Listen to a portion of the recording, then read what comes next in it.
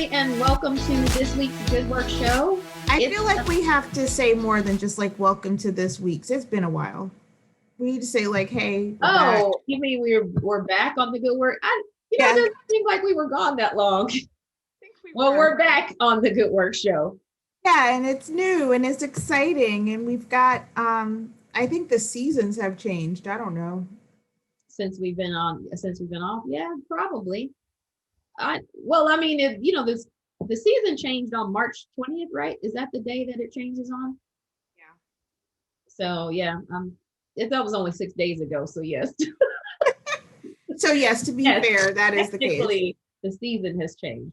Right. But it also, but you can't really count on Georgia to stay in a season. No, because I completely believe it may snow before, You know what? It may be. The global warming and whatever the forces of nature that are making the weather do what they do. I can believe that. It's a little nutty out here, but the other day when it was raining and I opened my eyes, I just was a little grateful at that point. I didn't have to go anywhere. So now that has been silver linings and all. Correct. That's really the best thing about the pandemic is that you get to stay home. Well, I'm not gonna say the best thing, one of the best things. For me, because I know that some people are probably struggling with that component. Yeah. It's funny, I was talking to somebody recently who has always thought that they were an extrovert. She's like, my whole life, I thought I was an extrovert. I thought I liked going out and seeing people and doing things. And this time at home has made me realize, I think I'm an introvert. I think I've been forcing myself. It's like, I think I've been forcing myself to like all of that stuff, but really, I'm really happy I was like, well, I've been telling you for years that it's really not a bad thing to be at home. Like, it's really not. No. There's nothing outside. No. There's stuff outside, but you almost can do anything inside your house that you can do outside of your house.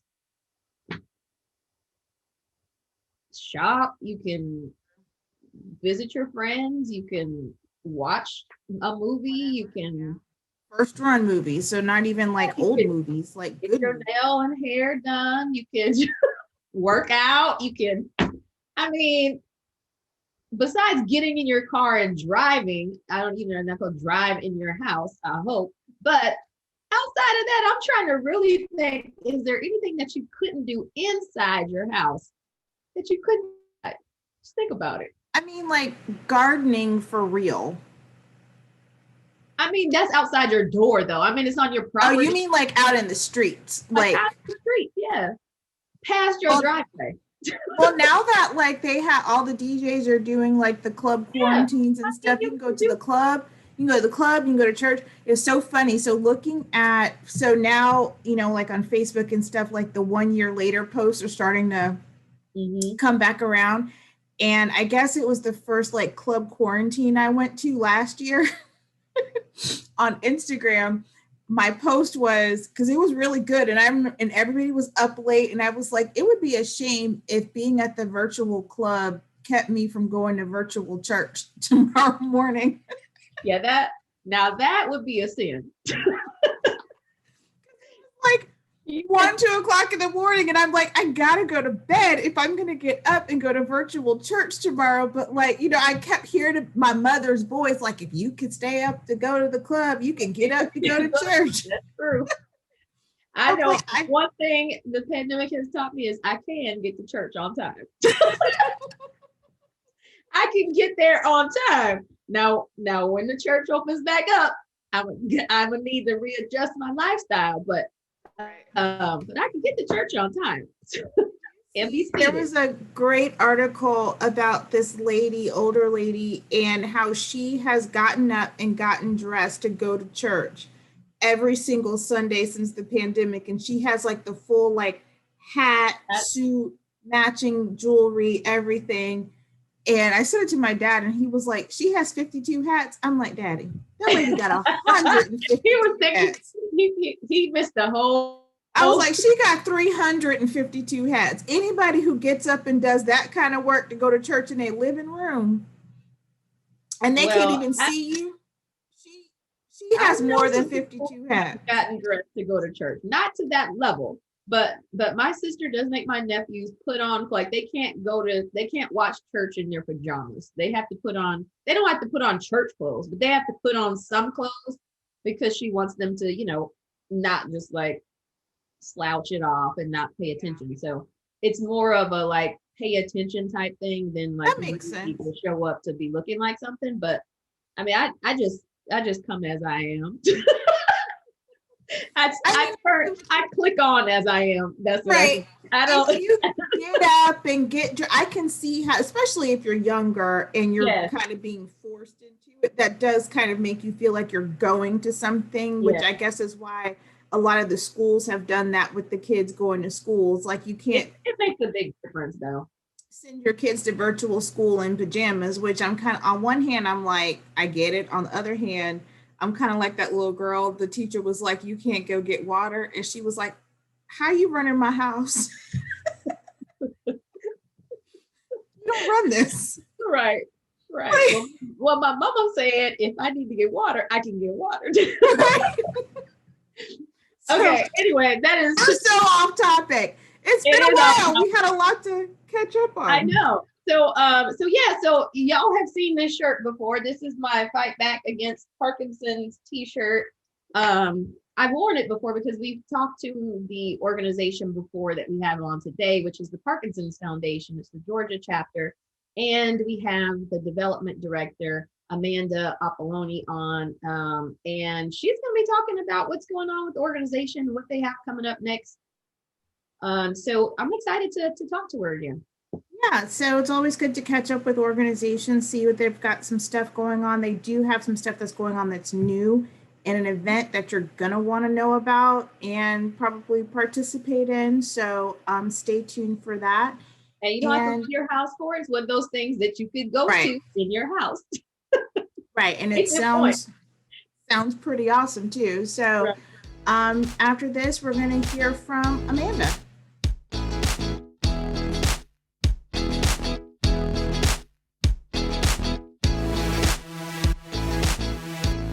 Hello, everybody, and welcome back to the Good Work Show. We are excited because we are joined by Amanda Appolloni, who is the development director for the Parkinsons Foundation, the Georgia chapter. Welcome to the show, Amanda. Thank you. I'm excited to be here. Absolutely. So tell us all about Parkinsons Foundation and your mission. Yeah, absolutely. So the Parkinsons Foundation is really a worldwide foundation, but we operate at chapter level. So as you mentioned, I'm the development director here for our Georgia chapter. So we bring all of our research, all of our resources, all of our connections, everything local here to people living with Parkinson's in the entire state of Georgia. We could not do what we do without the people at the individual states. So I'm really excited to work with our Georgia communities. That's great. So let's go back a little bit and tell us a little bit about the history of the organization and how it came to be. Yeah, absolutely. So a couple years ago, two different foundations merged together. So there was the National Parkinson's Foundation and then the Parkinsons Foundation. So we did merge together, like I said, a couple years ago here, which really allowed us to bring all of our resources and all the research together under one roof, which really allowed us to just help so many more people. So we've been the Parkinsons Foundation for about 5 years here. Fantastic. So I think we should give some folks a little bit of context. So I guess fortunately, unfortunately, I know a little bit about Parkinson's. My grandmother passed of Parkinson's a few years ago. Actually, I have my Fight Back Against Parkinson's t-shirt on, one of my favorite ones. So a lot of people may know of, celebrities. Michael J. Fox comes to mind, when you think about Parkinson's, but if you haven't experienced it or don't know anybody who has it, can you talk a little bit about what Parkinson's is and how it manifests with those who are actually living with it? Yes, absolutely. And I'm sorry to hear about your grandmother. So I have a personal connection with Parkinson's as well. My dad was diagnosed in 2006 with Parkinson's. So I was involved with the Parkinson's Foundation before I was even a staff member. So I totally, have that personal connection as well. But so yes, a lot of people, when you think about Parkinson's, they either aren't sure what it is, or when you say, when you bring up Michael J. Fox, then immediately they're like, oh, right. So Parkinson's is a neurodegenerative disease that really affects the dopamine in somebody's brain. And the dopamine is what goes after our nervous system. So think, your executive functions, your motor skills, your movement, the way you think, the way you speak, things like that. So it's something that is in the brain, but really affects the day-to-day things of somebody with Parkinson's. So somebody with Parkinson's may have a difficult time speaking. They may have a difficult time walking. And there's so many different ways that Parkinson's can affect somebody. So Parkinson's affects everybody completely different. So there are some people who may have a large tremor in their left or right hand. And then there's somebody with Parkinson's who may never have a tremor.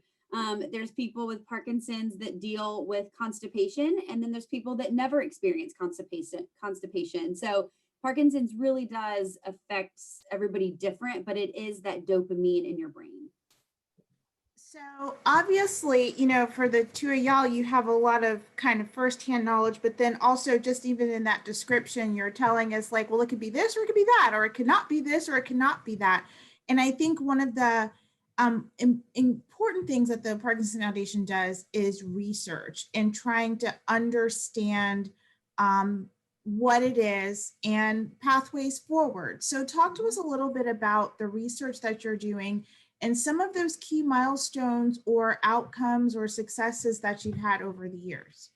Absolutely. So a huge part of what the Parkinson's Foundation does worldwide is that research. So, we're helping take care of somebody with Parkinson's today, but in order to really better that, we have to do that research. So one program that we have is called our PD Gene program. So PD Generation, which is very similar to some of the other studies. There's, all the different tests at home where you can learn a little bit more about your genetics and your bloodline, things like that. So our test is really going after Parkinson's to understand the many mutations of it, to help doctors understand treatments better, to help people understand how that may be in their family. So it's a huge program. Our PD Generation program has almost 1,000 people that have registered nationwide for this. So really giving us a wide base of understanding the genetics a little bit more. And then we also have our, oh my gosh, I just drew a blank. Parkinson's Outcome Project. Sorry, I literally just drew a blank on that. Where we have worked with over 13,000 individuals, whether they are newly diagnosed with Parkinson's or somebody who's had it for 20 years, to again help us identify. Without knowing some of these things, without understanding it, our researchers and our scientists, genetics, they can only do so much. So we have quite a few different programs that help us dive into Parkinson's. Yeah. So that's really interesting, and I like the sort of dual approach to it in terms of the research.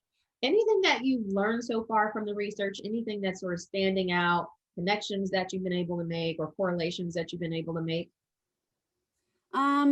So I'm probably not the most experienced one to speak on all of our research, or we have an entire chief scientific officer that speaks on that and all that, but I will say that one of the main things that's come out of our PD Gene program is truly understanding how every person with Parkinson's has it differently. So I know I kind of touched on that, but everybody has it different. And so that shows us that we have to, have different things, whether it's a fitness class or a speech pathologist or a physical therapist. I mean, knowing that Parkinson's affects people different really allows us to open doors for everybody, so that somebody might say, well, I don't have those symptoms, so I can't work with somebody. You know what I mean? Where that's just not the case. We want to make sure we can help everybody.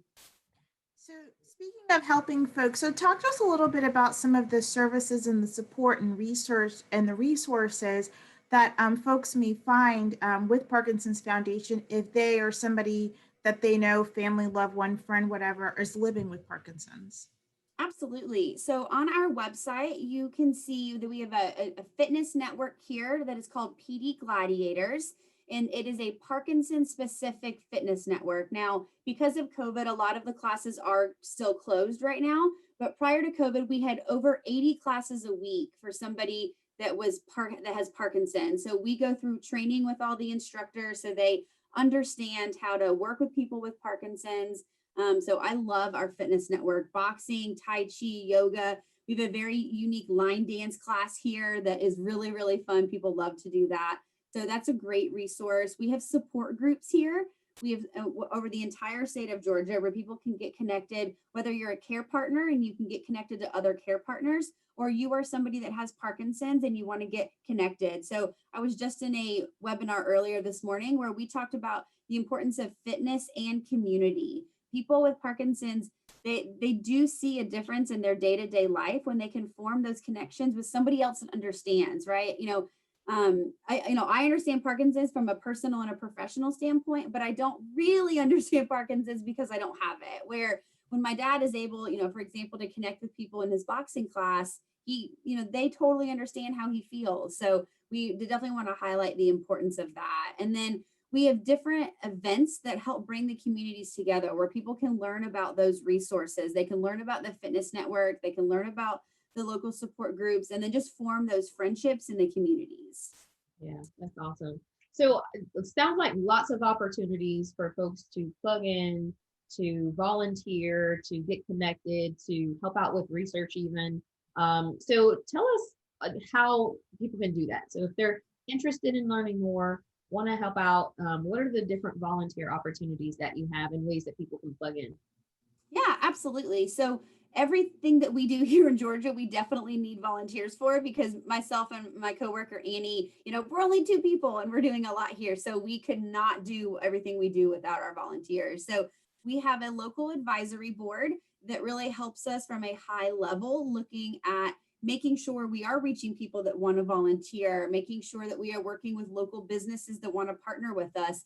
Fundraising is a huge part of allowing us to do what we do here in Georgia. Volunteering day of at the events. It's a great opportunity for somebody, maybe they're newer into Parkinson's and they want to understand a little bit more. Volunteering at our events, it's a great way for them to get more familiar with the committee, a little more acclimated. And then we do have the PD Gene program here where if somebody wants to participate in that. If they have Parkinson's, then we absolutely want to speak with them to get them involved with that. But I would say, just getting a little bit more connected to the different things we have going on here in Georgia is a great way to get affiliated. That's fantastic. So there's also another opportunity that people can connect with you. You have an event coming up next month or this month or whatever month it is. Time is getting away from us. So talk to us a little bit about that, what you're going to be doing and how people can participate. Yeah, absolutely. So our Movein Mingle event is happening on Thursday, April 22nd, and it is going to be a virtual wine tasting event. So we are very excited for that because I think everybody is on Zoom for meetings all day long, right? And so we're bringing a fun event to a Zoom webinar because we're just not able to be in person fully yet. So we are partnering with a winery out in California, and that we're going to be working with one of their wine tasters and tasting 5 different wines. And your ticket purchase includes the wine kit being directly shipped to your door. So we're basically bringing a winery to your living room. We're going to hear from one of our local Parkinson's bands called the Amazing Mongooses, and then honor a few of our key 2020 volunteers. So really a mission moment involved with just some good old-fashioned fun and wine tasting. So really looking forward to that. Fantastic. So folks can go onto the website. Can you give it the website address? It is, yeah. So it's parkinson.org/move and mingle Atlanta. Awesome. Well, this has been really great catching up with you. I, of course, love the work that Parkinson's Foundation is doing. So is your dad, does he fight, like, is he right-handed or left-handed? Is he southpaw or is he Yeah, he is right-handed.